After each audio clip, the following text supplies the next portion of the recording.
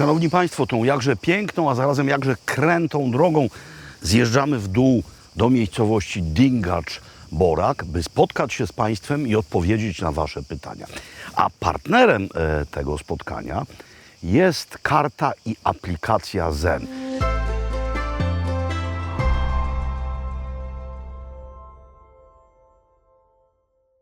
Dzięki której nie tylko wymienicie złotówki na lokalne waluty w kilkudziesięciu krajach świata, ale również skorzystać możecie z tak zwanych zenefitów, czyli na przykład kupić ową kartą elektronikę i skorzystać z roku dodatkowej gwarancji.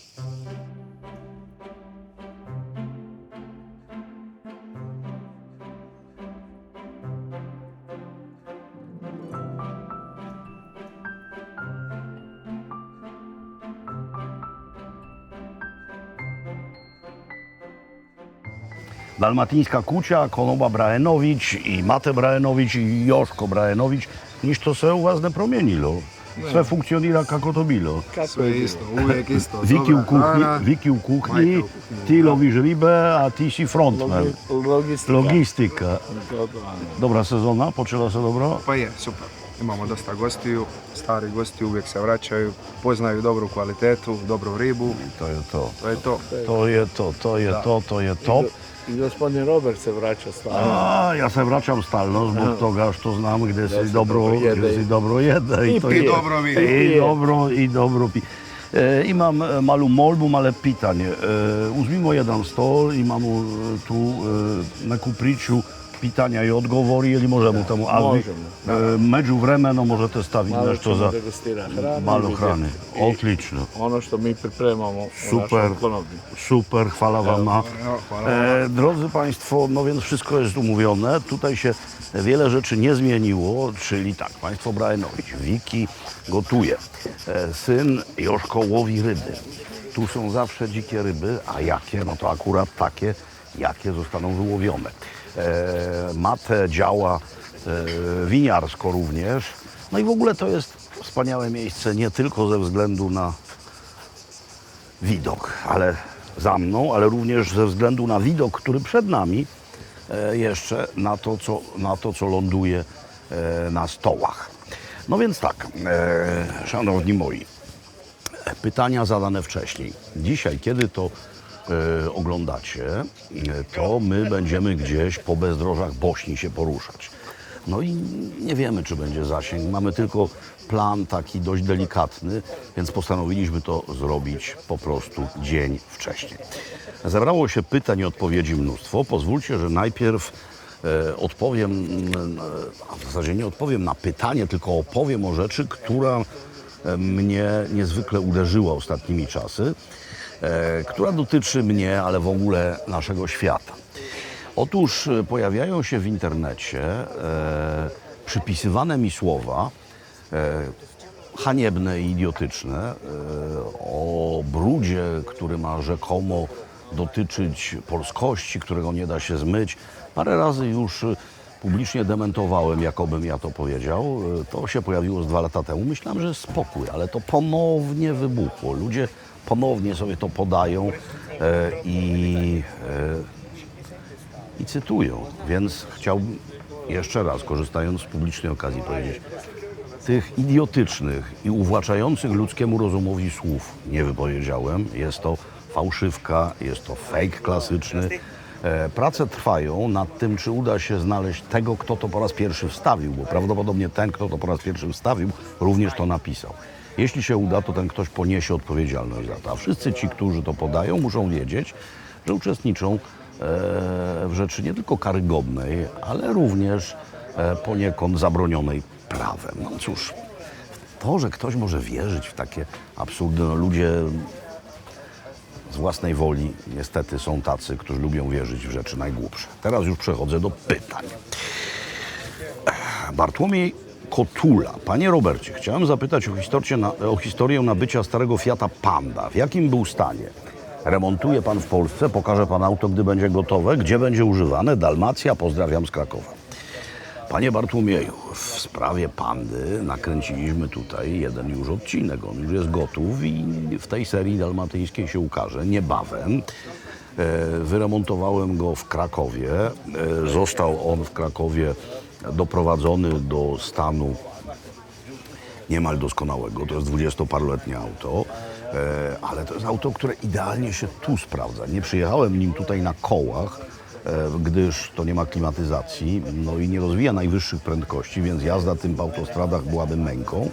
Przyjechał tutaj lawetą, tu zostanie. A jak się tu sprawuje, to wszyscy Państwo będziecie mogli zobaczyć.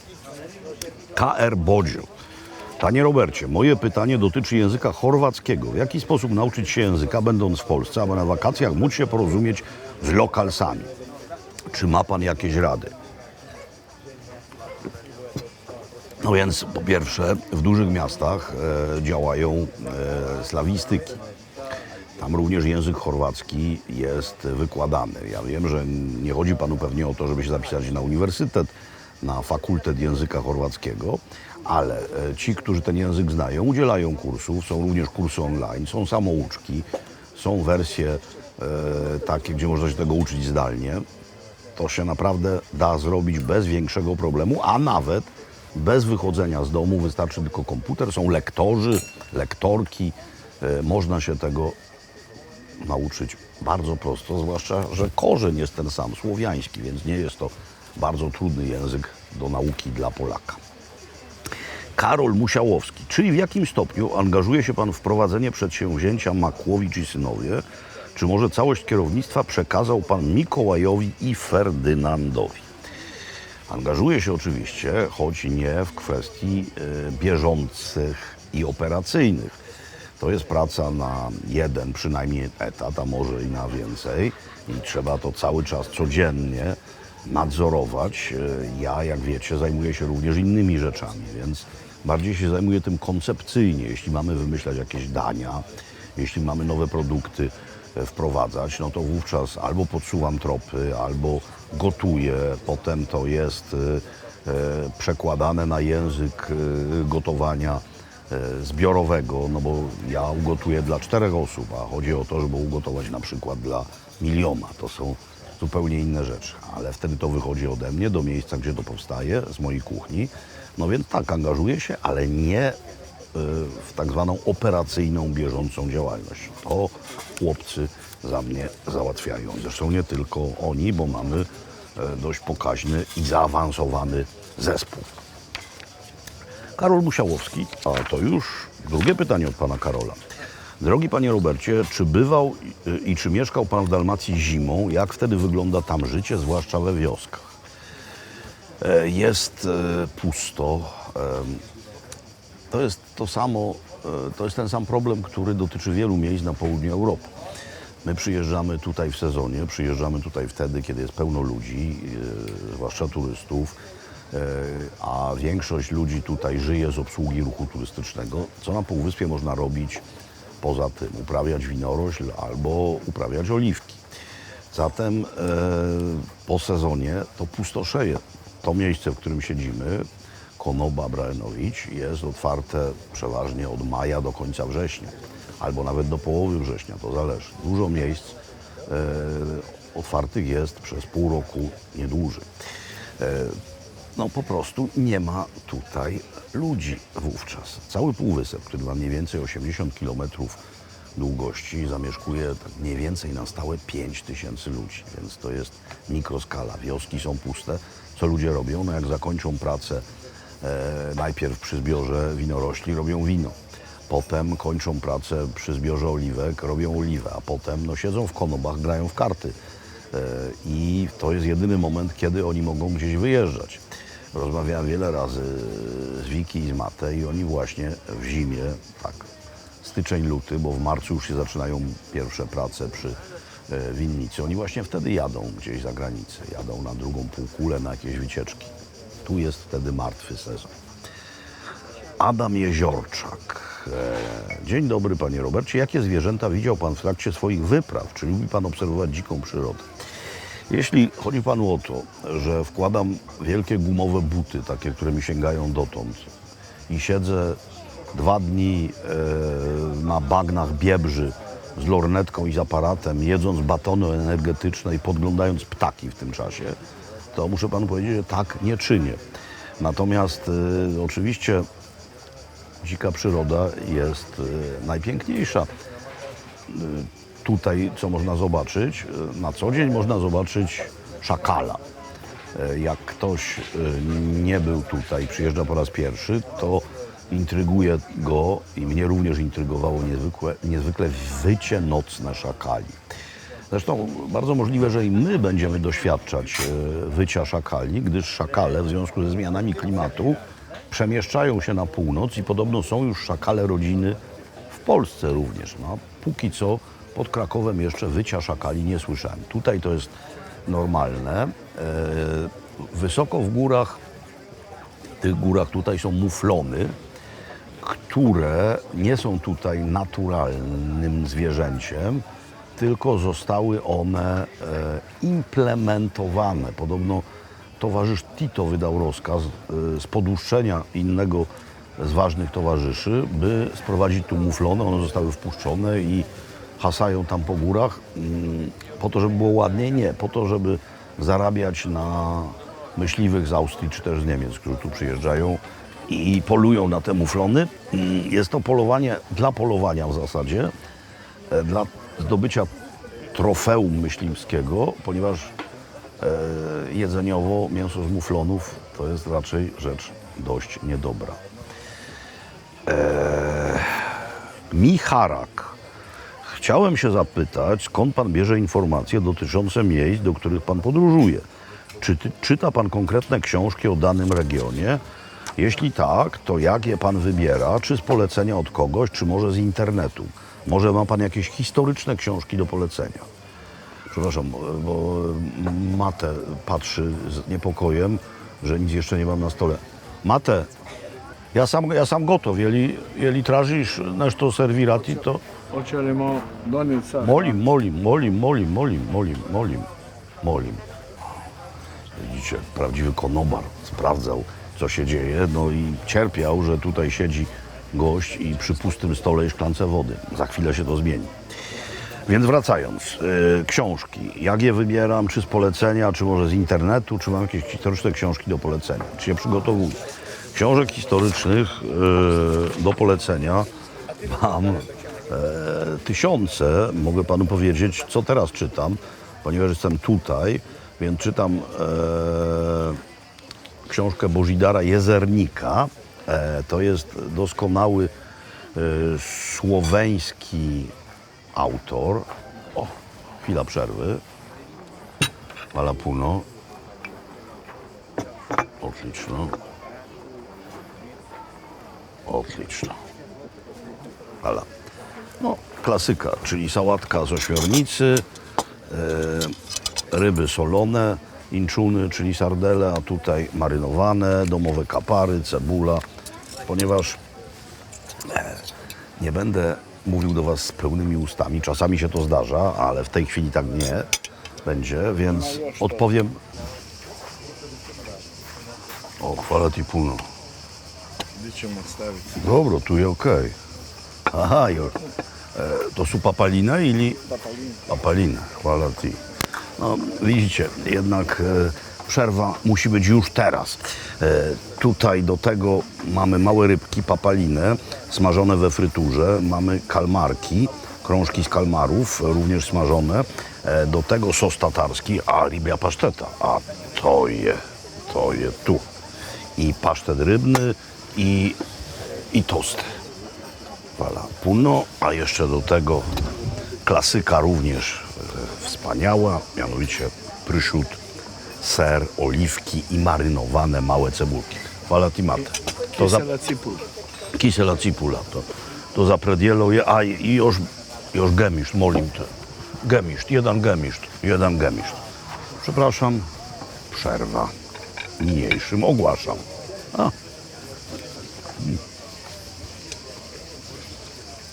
Ale dobra. No trochę już zdekonstruowałem. Wracając do tego, czego już tu nie ma, to co wyglądało jak pszczód, to był imbul, welpeczenica. Metodą pszuta robiony schab. Super rzecz. Jak będziecie mieli kiedyś okazję, spróbujcie koniecznie. A wracając do książki. tej, którą właśnie czytam obecnie. Božidar Jezernik, Jugosławia, kraina marzeń. Božidar Jezernik, fantastyczny słoweński autor, napisał na przykład książkę o kawie, genialną absolutnie. No my wszyscy myślimy, żyjemy w tej legendzie, że kawa trafiła do Europy, jak byli Turcy pod Wiedniem, jak znaleziono w obozie Padyszacha ziarna z kawą, niejaki Kulczycki otworzył pierwszą kawiarnię. Ona rzeczywiście mogła w ten sposób trafić do Wiednia, ale do Europy trafiła znacznie wcześniej. Bośnia i Hercegowina była od XV wieku pod okupacją turecką, a Imperium Osmańskie obejmowało również miejsca, w których była kawa. No i kawa najpierw do Europy, do tej części Europy dotarła właśnie ową drogą. Świetna rzecz Jezernika. A ta Jugosławia, kraina marzeń, mówi o pierwszej Jugosławii, czyli tej pomiędzy dwoma wojnami. Również fascynująca książka, więc książek jest mnóstwo historycznych, bardzo dobrych. Trzeba tylko trzymać rękę na książkowym pulsie. Także, panie Micharaku, tak, po prostu warto czytać. Teraz Lojkas SP. Panie Robercie, od ponad 20 lat mieszkam w Londynie i nurtuje mnie jedno pytanie. Dlaczego polska kuchnia nie przyjęła się na Wyspach pomimo obecności tak wielkiej polskiej diaspory? W samym Londynie polskich restauracji jest naprawdę niewiele, a klientelę stanowią prawie wyłącznie Polacy.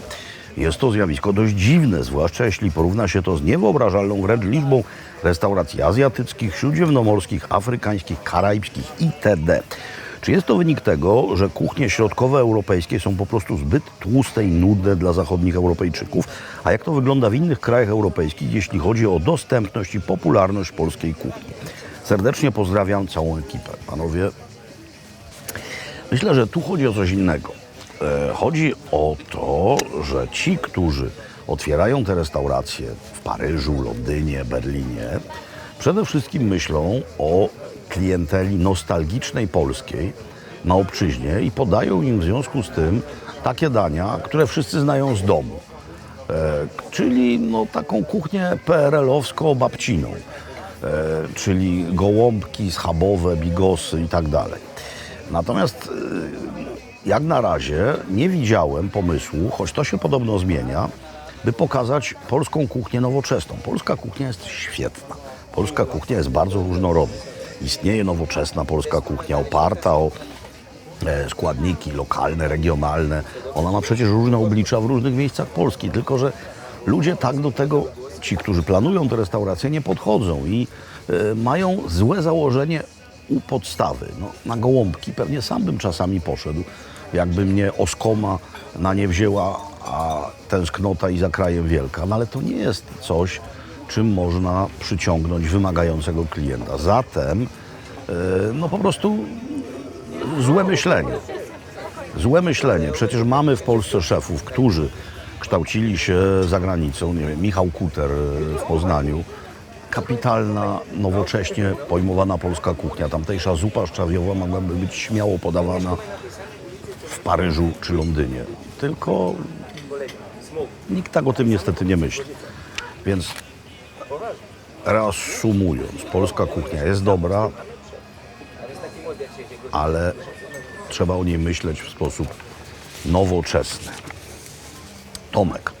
Ostatnio było sporo wiadomości o pladze żmij na wybrzeżu chorwackim. Podobno Chorwację zamieszkują 4 gatunki, w tym najbardziej jadowita europejska żmija rogatonosa. Czy to jest coś, czego trzeba się obawiać? Czy miał Pan jakieś przygody ze żmijami? Jak Pan się przed nimi chroni w swoim letnim domu? Dziękuję, Tomek.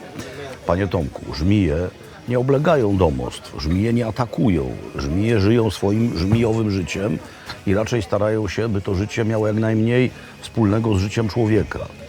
Oczywiście jak Pan wejdzie w jakieś odludne miejsce, pełne kamieni, wystawione na słońce, no to może Pan trafić na żmijowisko, ale to nie jest tak, że żmije się tu pchają do domostw. Informacja o pladze żmij. No wie Pan, to jest taka sama informacja jak drożyzna w Chorwacji, bo wprowadzono euro.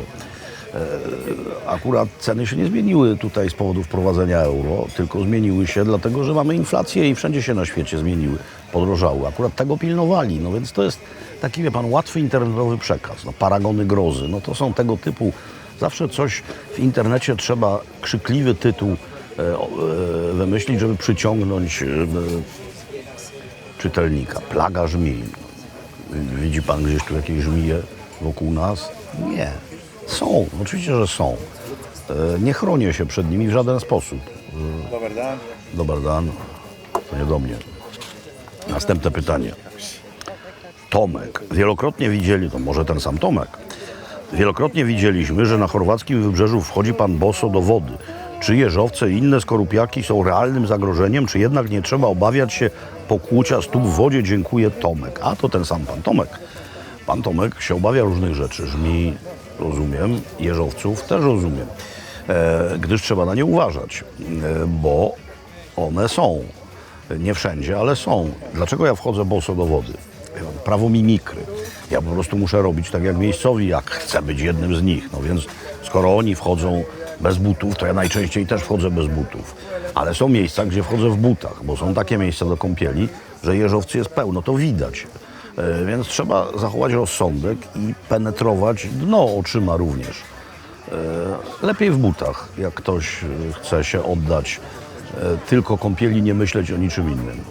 Ale mnie się jeszcze, szczerze mówiąc, nigdy jeżowiec do nogi nie wbił. Mojemu dziecku tak, został wyjęty, nie cały jeżowiec, tylko ta igła. Wiktoria Woźniczka, jakie są pana top 3 potrawy kuchni chorwackiej? Szanowna pani Wiktorio, Chorwacja to jest mały kraj, natomiast niezwykle zróżnicowany, gdyż leży on w innych strefach, różne jego fragmenty leżą w innych strefach klimatycznych, więc zupełnie co innego jest do jedzenia w Baranii, co innego jest w Slawonii, co innego jest w Zagorju, a co innego jest w Dalmacji, a jeszcze co innego jest na przykład na Istrii. Więc nie da się wymienić 3 ogólnochorwackich potraw. Wiadomo, że wszędzie pani zje czewapi albo też zagrebaczki od rezak, czyli taką przekształconą wersję sznycla po wiedeńsku. No ale nie po to tu przyjeżdżamy, żeby jeść wszędzie to samo. Więc barania, Slawonia, rzeczy gotowane w kociołkach fantastyczne, robione tak trochę na madziarską modłę, doskonały ser w Zagorju, również twaróg, sztrukli, wspaniałe, rodzaj takiego lasagne z twarogiem i śmietaną zapiekanego. Tutaj no ryby i owoce morza. Istria to jeszcze co innego. Więc wszędzie pani coś znajdzie dla siebie. Istria to z kolei trufle, białe trufle. Najważniejsze miejsce na świecie obok Włoch z białymi truflami. Niektórych regionów włoskich. Piemont i Istria. 2 najważniejsze zagłębia białych trufli. Przedskoczek. Drogi panie Robercie, chciałbym zapytać, jak pan zareagował na pomysł nagrywania swojego głosu czytającego nazwy przystanków w komunikacji miejskiej w Krakowie? I drugie pytanie, jak często ma pan okazję przebywać w Krakowie i Dalmacji? No, Kraków jest miejscem, w którym się urodziłem i w którym mieszkam. W Dalmacji pomieszkuję, więc częściej jestem w Krakowie niż tutaj. Fakt, że mój głos będzie w komunikacji miejskiej, jest niezwykłym zaszczytem i wyróżnieniem. Zgodziłem się od razu. Więc nie wiem, czy to wszystkim się będzie podobało, ale ja się cieszę niezwykle. Już połowę tego nagrałem, albo nawet więcej niż połowę. Jeszcze troszkę mi zostało jesienią do nagrania. I teraz zobaczcie, ile tego jest. Jest naprawdę sporo tych pytań. Mikołaj Bondyra.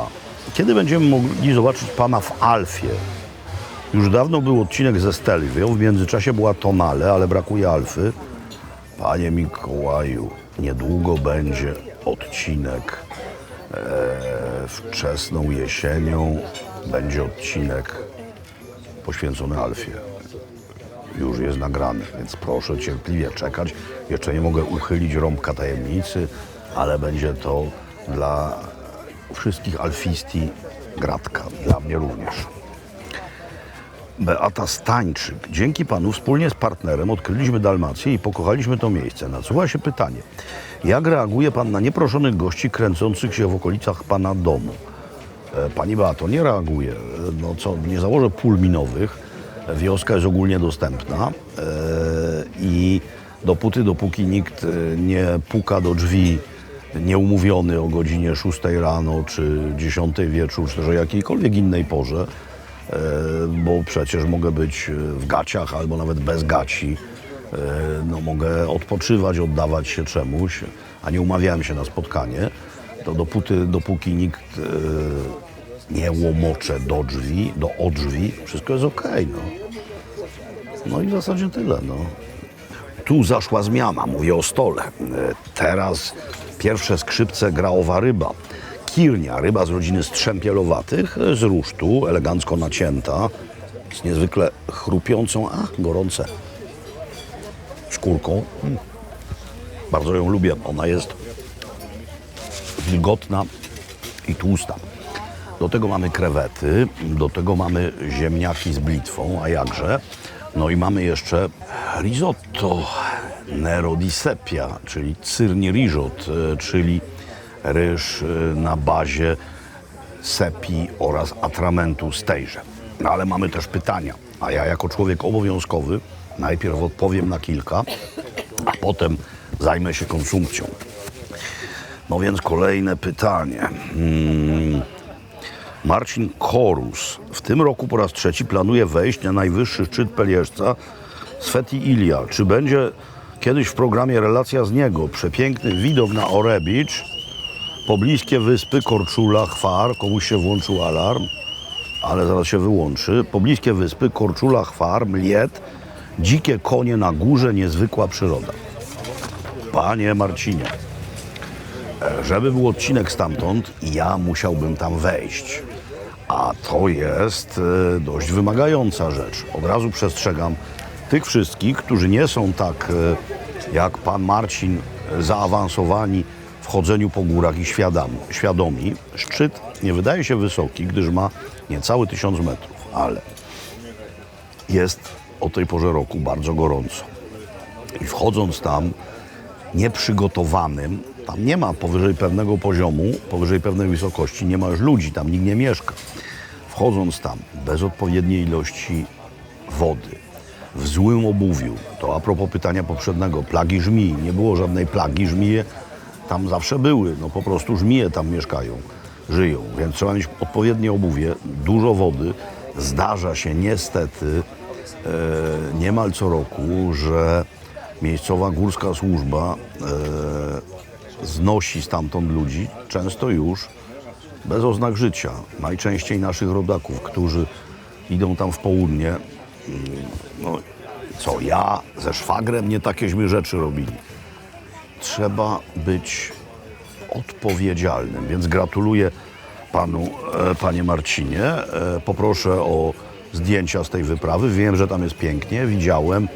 W pogodne dni widać Włochy. Ja się tam na razie nie wybieram na sam szczyt. Stanisław Michał. Dzień dobry, mam 9 lat i mama pozwoliła zadać panu parę pytań, bo lubią oglądać pana filmy. Jadę w sierpniu do Chorwacji i chciałbym spróbować najlepszej ośmiornicy. Jaką potrawę pan poleca? Czy lubi pan piłkę nożną i czy ma pan ulubioną drużynę piłkarską w Chorwacji? Jakie miejsce w Dalmacji jest najpiękniejsze i każdy powinien je zobaczyć? Drogi Michale, z ośmiornicy wszędzie dostaniesz sałatkę z ośmiornicy. Wszędzie. Niemal w każdej konobie jest salata od chobotnicy. Natomiast ja bardzo lubię na przykład ośmiornicę taką, jaką tu podają. To się nazywa specjalitet. I jest to ośmiornica, kawałki ośmiornicy duszone w sosie, podlanym winem, ale mimo, że masz 9 lat, możesz to jeść, bo to wino odparowało, więc nie ma to alkoholu. Do tego są ziemniaki, trochę ziół. Pyszna rzecz. To się tu nazywa specjalitet. A propos piłki nożnej. Tak, lubię piłkę nożną. Moja ulubiona drużyna piłkarska w Chorwacji to oczywiście Hajduk Split. Miejsce w Dalmacji najpiękniejsze. Z najpiękniejszymi miejscami jest jak z wieloma innymi rzeczami w życiu. Dla jednych coś jest piękne, dla innych nie. Zatem sam musisz ocenić, co tutaj ci się najbardziej podobało i z największą przyjemnością, jak się podzielisz tą wiedzą ze mną, to postaram się Ci odpowiedzieć i powiem, czy również widziałem to miejsce, to wedle Ciebie najpiękniejsze, czy według mnie jest ono równie piękne. Po prostu uważnie obserwuj, podziwiaj i nie kieruj się w wyborze tego, co jest najpiękniejsze, opiniami innych. Miej własny gust i sam o tym decyduj. I nie mów, to jest najpiękniejsze miejsce na świecie według wszystkich. Nie. To jest najpiękniejsze miejsce na świecie według mnie. Bowiem najważniejsze jest to, co dla Ciebie jest najpiękniejsze. No i tyle. Kasia. Tradycyjnie proszę o polecenia literackie, mniej znane i niepromowane tytuły. Niepromowane, mniej znane. No ja mówiłem, że czytam Jezernika. To jest rzecz, której się nie da jednym tchem połknąć, ale oprócz tego czytam jak zawsze jedyne książki Andrei Camillerego, których jeszcze specjalnie w ciągu roku nie przeczytałem i zostawiłem je sobie tutaj. Polowanie na skarb na przykład. Andrea Camilleri już nie żyje, więc nie napisze nic nowego. Zaczął pisać bardzo późno. Uwielbiam wprost nie tylko przygody komisarza Montalbano, ale w ogóle jego książki. One tu pasują idealnie. No, komisarz Montalbano zjada ryby, owoce morza. Menu ma bardzo podobne do tego, które jest tutaj, więc tak, będę czytał Camillerego. Co ja sobie tu jeszcze przywiozłem? No parę zaległości sobie przywiozłem. Będę czytał. Przepraszam, ja wiem, to ciężka literatura jest. Nie jest to lekkie, ale mam zaległości, jeśli chodzi o Roberta Musil'a. Bardzo dawno nie czytałem Musil'a, przywiozłem sobie kilka jego rzeczy. Czy to jest promowane? Nie wiem. Człowieka bez właściwości chyba łyknę. Mam nadzieję, że się uda. Marcin Ogrodnik. Panie Robercie, proszę o wskazanie kilku powieści, które ruszyły Pańskie serce najmocniej. No zdecydowanie najmocniej moje serce ruszył Marsz Radeckiego Józefa Rota. Zresztą pewnie też go znowu tu przeczytam. Czytam to już na końcu, jak już się uporam z zaległymi lekturami, to czytam Józefa Rota. Mam w każdym moim lokum parę książek Rota, a zawsze Marsz Radeckiego. Łukasz Kolarz. Jakie książki towarzyszą Panu w podróży? Według jakiego klucza dobiera Pan lektury na każdą z wypraw? Czy opływając Wyspy Jońskie czyta Pan Homera, w Umbrii i Toskanii Muratowa albo Drogę do Sieny, w górach Bośni Iwa Andricza, za to wśród bezdroży Albanii czy Rumunii jadąc do Babadak? Panie Łukaszu, Homera czytałem bardzo dawno temu i nie czytałem go na katamaranie płynąc po Morzu Jońskim, bo musiałem ograniczyć ilość bagaży, ale już czytałem.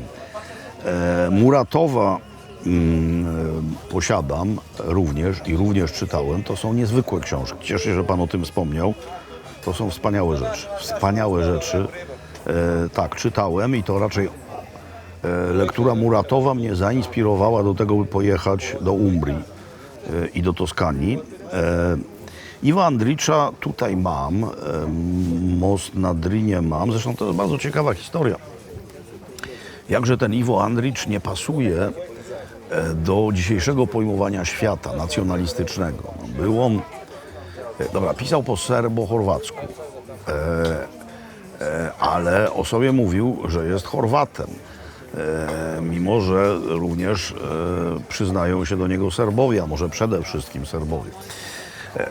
Miał ojczyma Polaka, stąd jego niezwykłe zainteresowanie kulturą polską i chyba ojczyma.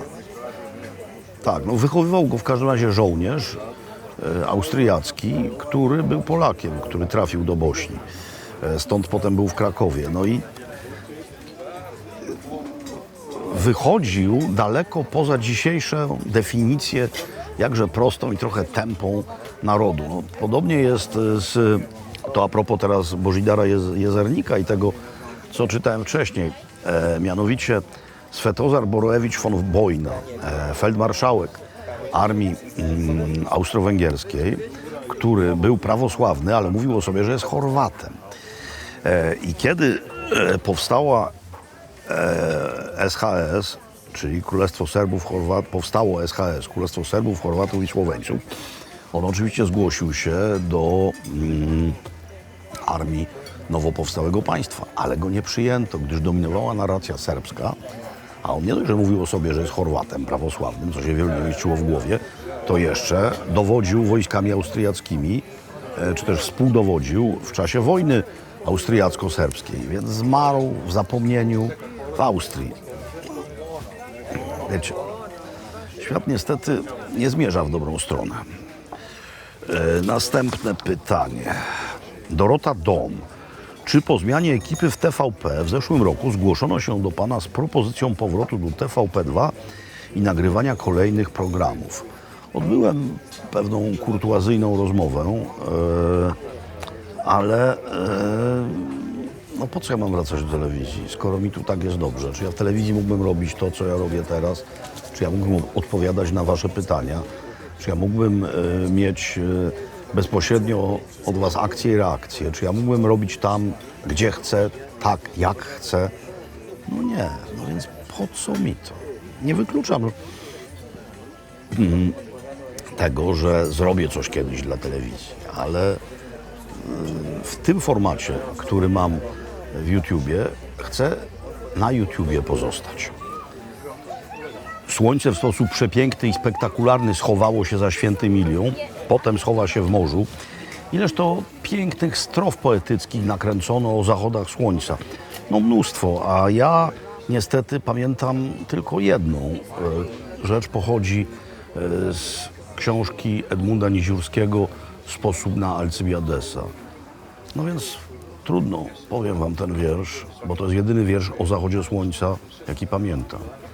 Zachodzi słońce nad wędzarnią krwawo, słychać krzyk drobiu więckowskiej nieświeży. Wszystko stracone, żegnaj sławo. Na zmiętej trawie znokautowany bokser leży. Jeśli ci walka na pięści zbrzydła, poezji rozwiń skrzydła. No i widzicie, to właśnie tak jest, że mózg człowieka w dziecięctwie i wczesnej młodości jest po prostu jak dziewiczy śnieg Grenlandii. Co padnie, to zostanie. Więc jak się macie uczyć, to uczcie się zawczasu. Potem może być już za późno. No bo wiecie, nie wszyscy się uczą cały czas. Niektórzy mówią, że się uczą cały czas, ale niewiele z tego wychodzi. Wracamy do pytań. Andrzej Esz. Czy rozważał Pan tłumaczenie pańskich konwersacji? Nie każdy z nas obserwujących Pana relacje zna języki obce. Panie Andrzeju Esz, nie tylko rozważałem, co to tłumaczenie jest. Jest taki malutki znaczek na ekranie komputera albo też telefonu i tam Pan włącza napisy i tam Pan wynajduje język. I jeśli to ma być język polski, to będzie w języku polskim. Więc te tłumaczenia są. Andrzej Szylar. Wiadomo, że w Bośni, a zwłaszcza w Sarajewie, popularnym daniem jest burek. Czy odważysz się tam zamówić burka z serem? Nie za bardzo, Andrzeju. Chyba nawet wiem, kto pyta.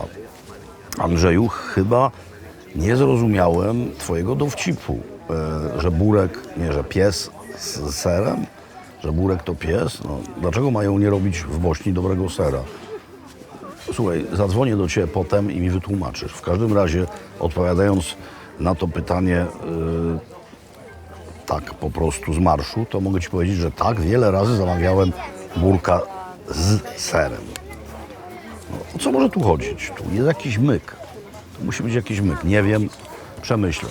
Jest tak gorąco, że mam refleks austriackiego oficera, czyli być może wpadnę na to za 15 minut, bo słońce się schowało, nie ma żadnego ruchu powietrza. No po prostu sparina i wrucina, jakby powiedzieli miejscowi. Prawdziwy Jonasz, co pan myśli o krewetkach? No, a ja myślę, że inne pytanie byłoby ciekawsze, inaczej postawione. Co krewetki myślą o nas? Co ja myślę o krewetkach? Że są źle zrobione albo dobrze zrobione. Piderian. Panie Robercie, czy w pana kuchni są jakieś nietypowe narzędzia? Naczynia, przybory, sztućce, z których pan często korzysta? Jeśli tak, to czy jest coś, co szczególnie pan poleca? Nietypowe? Nie, wszystko mam typowe. Zresztą widzicie dość często, czego używam. Nie. Jeśli liczył pan, panie Piderianie, że przy pomocy wielkiego tasaka w stylu japońskiego samuraja oprawiam jakieś rzeczy, które za chwilę będę przygotował, to nie. Wszystko po Bożemu, normalnie. Bartosz Kopyta. Robert. Cześć Bartoszu. Robercie. Jednak fajnie jest, jak się odmienia imiona, czyli zmienię, panie Bartoszu, nie Robert, tylko Robercie. Jaki masz stosunek do Istrii? Od 20 lat eksploruję Dalmacją, a w tym roku zniosło mnie pierwszy raz na Istrię. Ja jestem zachwycony Innerlandem tego półwyspu, czyli wnętrzem. A ty co myślisz o Istrii? Panie Bartoszu, myślę bardzo ciepło o Istrii. Istria jest zupełnie niewiarygodnym miejscem, a ów Innerland, to wnętrze z tymi miasteczkami na wzgórzach, jest absolutnie genialne. Zresztą jest niedaleko Istrii dość podobne miejsce, wyglądające trochę jak Toskania, dużo mniej znane, dużo mniejsze. To się nazywa mianowicie Goriszka Brda w Słowenii. Bajkowe. Jak się stanie tyłem do morza, to morze ma się z tyłu, das ist logisch, ale wtedy z przodu ma się Alpy Julijskie. Jak się stanie plecami do Alp Julijskich, to z przodu ma się morze i ma się już tam palmy i oliwki. Piękne. W ogóle to jest piękny rejon. Jagoda, czy myślał pan o jakiejś podróży kamperem?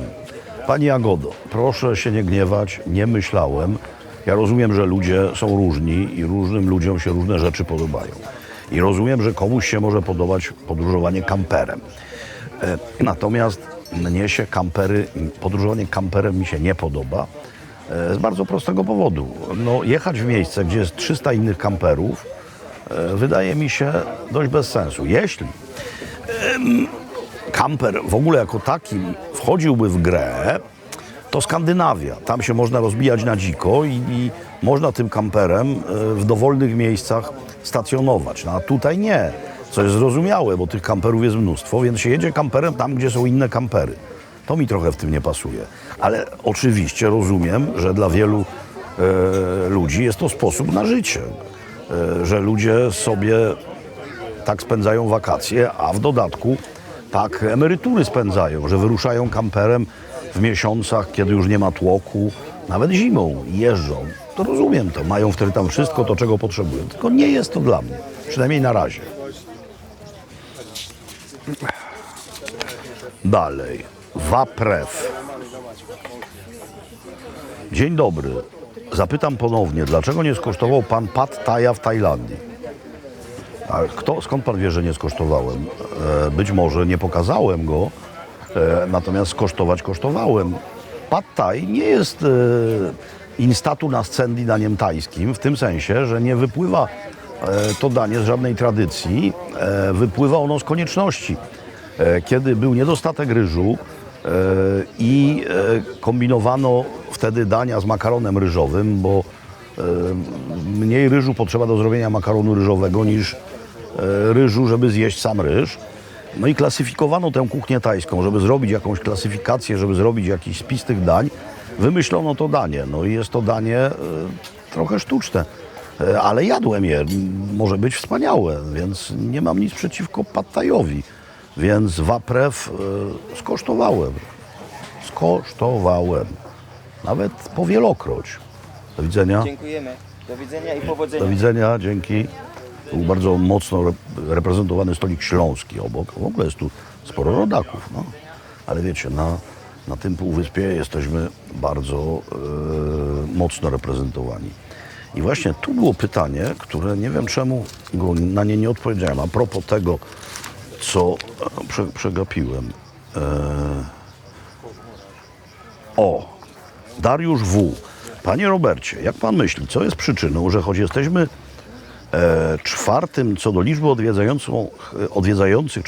liczby odwiedzających nacją w Chorwacji, to właściwie nigdzie nie ma napisów w naszym języku. W pensjonatach regulaminy są w wersjach nawet rosyjskich i holenderskich.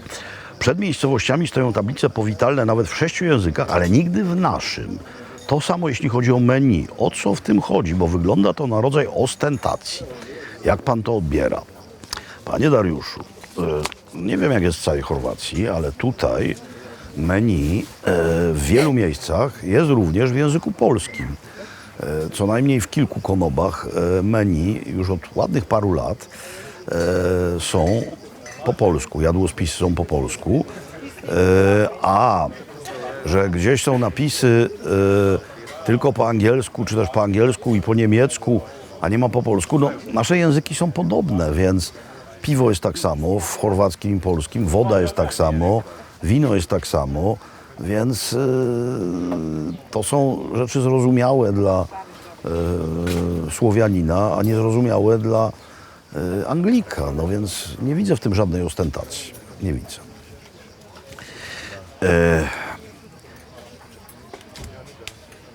Czerepatka. Akurat 19 lipca mam urodziny i skoro możemy zadawać pytania, to chciałbym wiedzieć, jaką jedną potrawę wybrałby pan na swój urodzinowy posiłek i co do wypicia. Nie wiem, czy to jest pan Czerepatka, czy pani Czerepatka, gdyż płci nie jestem w stanie zidentyfikować po nickname'ie i po tym, co jest w pytaniu, ale przede wszystkim wszystkiego dobrego, niziutkie ukłony urodzinowe. Ja urodziny moje, które wypadają 12 sierpnia, spędzam już od wielu lat tutaj, no i wtedy z reguły piję wino czerwone o nazwie Plawa z Mali, a jem różne rzeczy. Wybrałbym tę potrawę w zależności od tego, czy byłoby 35 stopni, czy 27. Albo grill mięsny, albo grill rybny, no bo to u mnie w domu, zapraszam gości. A może pieczone jagnię? Nie wiem jeszcze. A może parmigiana bakłażanowa? Nie wiem jeszcze, ale wszystkiego dobrego. Jajo FC. Mam bardzo ważne pytanie dla społeczności Lost Media. Pojawiła się informacja, że istnieje zaginiony odcinek podróży kulinarnych, gdzie gotował pan w jednym z łódzkich więzień, do którego trafił pan za zjedzenie zapiekanki. Czy pamięta pan nagrania tego odcinka lub też wie, co się stało, że ten odcinek nigdy się nie pojawił? Pamiętam nagranie tego odcinka doskonale. Ono wymagało wielkiego zachodu, gdyż rzeczywiście weszliśmy, pozwolono nam wejść do więzienia. W dodatku do więzienia ciężkiego dla ludzi recydywistów. I nie tylko, że mogłem być w kuchni więziennej, ale również mogłem porozmawiać z więźniami w celach i ugotować coś dla nich, spytać się ich o to, co oni pamiętają z czasów wolności, co lubili jeść, zanim trafili do więzienia. No i ten odcinek został rzeczywiście nie wyemitowany. Telewizja nie chciała. Nie mam pojęcia, czy chodziło o to, że wówczas nakłady na dzienne żywienie w więzieniach były takie same jak na dzienne wyżywienie w szpitalach. Nie wiem, o co chodziło dokładnie. W każdym razie odcinek nie został wyemitowany. Jest gdzieś, pewnie jest w archiwach Telewizji Polskiej, bo został oddany, zmontowany, gotowy do emisji. Nie został wyemitowany. Więc jeśli jest coś takiego jak społeczność Lost Media i macie jakieś przełożenie na dzisiejszą telewizję, to proszę go stamtąd wyjąć. Sam chętnie bym to obejrzał. Tarsycjusz, z pana miejscowych doświadczeń, czego lub kogo najbardziej brakuje w Chorwacji, czyli gdzie upatrywać szans na pracę dającą możliwości życia w tej cudownej krainie? Panie Tarsycjuszu, tutaj brakuje wszystkich i każdego. Ten kraj cierpi na dość poważny problem wyludniania się. Barania, która jest tak żyznym miejscem, że wystarczy tam teoretycznie kij wstawić do ziemi i on zakwitnie i puści pędy, który mógłby wyżywić nie tylko całą Chorwację, ale pół Europy, jest niemal pusta. Tutaj brakuje rąk do pracy. Tutaj już są, no nie w tej konobie, ale widziałem w kilku miejscach, są pracownicy z Filipin, nawet ludźmi z Bośni nie da się opędzić wszystkiego, bo nie ma komu pracować. Tylko że tu jest pewien problem. Ten problem mianowicie polega na tym, że jest to praca najczęściej sezonowa, praca związana z obsługą ruchu turystycznego. A kiedy kończy się sezon, to życie zamiera. Jeśli pan myśli o usługach, czy o, nie wiem, branży IT, no to wszystko koncentruje się w Zagrzebiu. Ale znam takich osobiście, którzy przenieśli się tutaj. Zresztą będzie o tym w naszym programie, w tej nowej serii, którą kręcimy. Otóż znam takie osoby, które zaczęły stąd pracować zdalnie, jeśli mają taką możliwość. Więc wie pan, myślę, że na pewno można coś znaleźć, tylko najpierw trzeba się nauczyć języka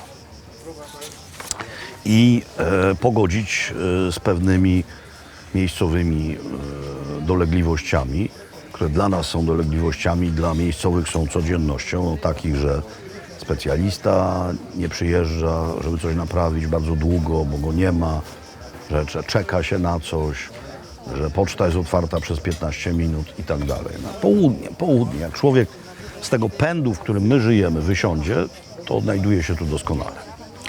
Cybuch 9.5. Dzień dobry, panie Robercie. Druga Rzeczpospolita, a Republika Austriacka bardzo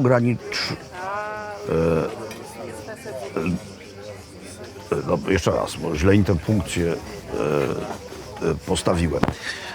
Dzień dobry, panie Robercie. Druga Rzeczpospolita, a Republika Austriacka. Bardzo ograniczone były stosunki tych dwóch państw w okresie międzywojennym, a przecież geograficznie i historycznie były dla siebie bardzo istotne. Czy sojusz Piłsudski-Dollfuss mógłby powstrzymać Anschluss i w konsekwencji tragedię II wojny światowej? No niestety raczej wątpię, gdyż potencjał militarny Republiki Austriackiej był dość mikry, tak samo mikry niemal jak rozmiary kanclerza Dollfussa, który zwany był kieszonkowym kanclerzem. Liczył on sobie 1,54 m, czyli to zupełnie inna liga niż 1,60 m z kawałkiem Zełenskiego, Napoleona czy mojej skromnej osoby. Wiecie, dla nas te trzy nazwiska, taki Dollfuss to był jednak straszny konus, no 1,50 m parę. No i ten Dollfuss był pupilkiem z kolei Mussoliniego, ponieważ on wprowadził austrofaszyzm.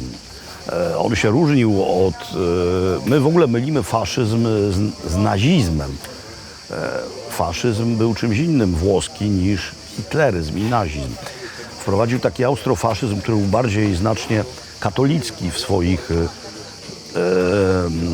założeniach, ale o to samo głównie chodziło: korporacjonizm, wszechwładza państwa, prześladowanie komunistów, z czym się można zgodzić, a socjaldemokratów, z czym już się zgodzić nie można.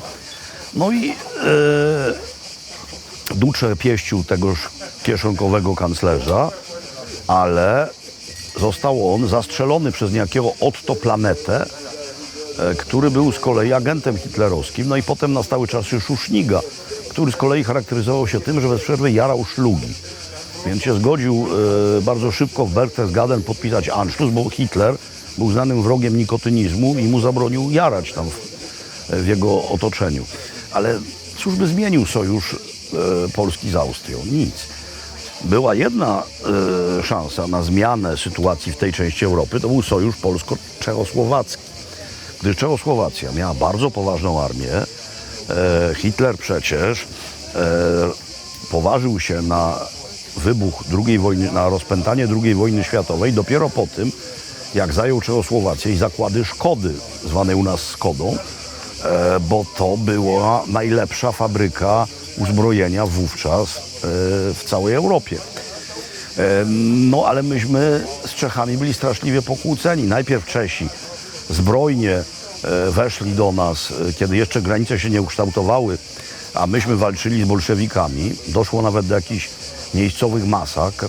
Potem myśmy odpłacili im pięknym za nadobne, uczestnicząc w rozbiorze Czechosłowacji, łykając za Olzie, podpinając się pod Hitlera. To było haniebne. No więc nie było możliwości na dobre relacje, ale oni mieli po pierwsze doskonałą linię obronną wzdłuż granicy z Niemcami i mieli doskonałe uzbrojenie, no ale co by było gdyby. Między Niemcami a Sowietami przy ówczesnej słabości Francji i wycofaniu się Anglii nie było dobrej recepty. Inne pytanie. Szczepan23 Official. Panie Robercie, po pierwsze mega szacunek za bycie wartościowym twórcą w świecie zanikających wartości. Po drugie pytania, czy ma Pan w planach otwarcie lokalu, ewentualnie organizowanie spotkań, objazdu po kraju? Na północy ciężko Pana spotkać. Panie Szczepanie, dziękuję za komplementy z początku Pana wypowiedzi. Teraz nie planuję otwarcia lokalu, bo otwarcie lokalu by mnie zobligowało do siedzenia w tym lokalu. Zobaczcie, już jest ciemno, znaczy posłuchajcie, już jest ciemno. Normalnie cykady nie wrzeszczą o tej porze, a teraz słyszycie, co się dzieje? Nagle się uruchomiły, a nie ma deczka wiatru. Ja jestem mokrutenieńki. No więc otwarcie lokalu nie, natomiast odbywają się różne spotkania. Ja w swoim grafiku znajduję czas, zwłaszcza na spotkania w bibliotekach. Więc nie wiem, kiedy mam kolejne zaplanowane, ale proszę szukać, z pewnością będą. I tym sposobem, moi drodzy, chyba doszliśmy do końca pytań.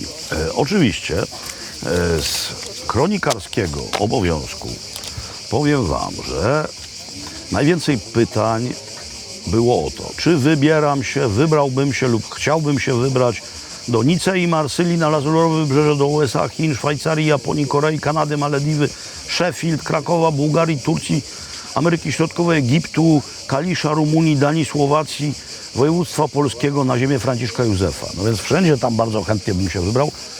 Jeśli mi czas i zdrowie pozwolą, to się pewnie kiedyś tam wybiorę. Czy planuje Pan spotkania z fanami w trakcie sezonu w Chorwacji, gdzie można Pana spotkać, by zrobić wspólne zdjęcie, bądź wziąć autograf, przybić piątkę, czy dam się zaprosić na grill, na kolację, na win? Wybaczcie, jestem tutaj rodzinnie, odpoczywam, na grilla i na kolację zaprosić się raczej nie dam, a gdzie jestem? No kręcę się tutaj trochę zdjęć było, no więc od konoby do konoby, może się uda. Ile kosztuje, również pytania, ile kosztuje dom w Chorwacji, jak znaleźć taki dom, gdzie szukać, na co uważać, czy warto zamieszkać, wiecie, no. Być może otworzę biuro pośrednictwa i wtedy będę obficie odpowiadał na powyższe pytania. Czy wyglądam na człowieka zadowolonego? Tak. No więc wiecie, że warto tu zamieszkać, ale są różne i minusy, o nich mówiłem w trakcie tego spotkania. No i oczywiście seria pytań, czy będę kandydował na prezydenta. Nie będę kandydował na prezydenta. Tutaj nie widziałem dmuchanych krabów, a dmuchanie kraba jest, zdaje się, immanentną częścią odpoczynku prezydenckiego, więc nie będę. Moi drodzy, zatem skoro wyczerpaliśmy dzisiejsze pytania, chciałem Wam niezmiernie podziękować za to, że oglądaliście. Jeszcze raz przeprosić, że to nie jest na żywo, ale jak już wspominałem, jutro będziemy na bezdrożach bośniackich.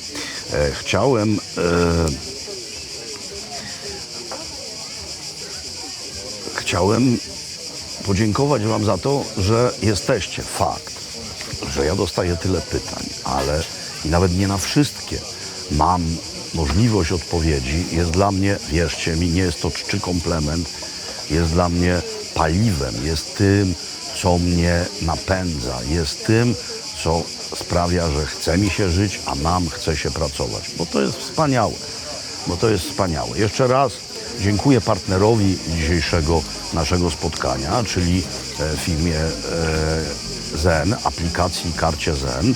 Z Zenem pracujemy niemal od początku naszego kanału i bardzo sobie ową współpracę chwalę, no bo przede wszystkim konto wielowalutowe z możliwością zamieniania złotówek na inne waluty bez bankowych spreadów. Dla człowieka podróżującego jest to rzecz bezcenna.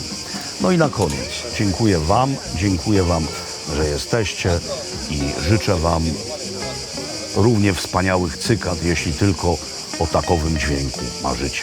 Wszystkiego dobrego, ajde, ciao.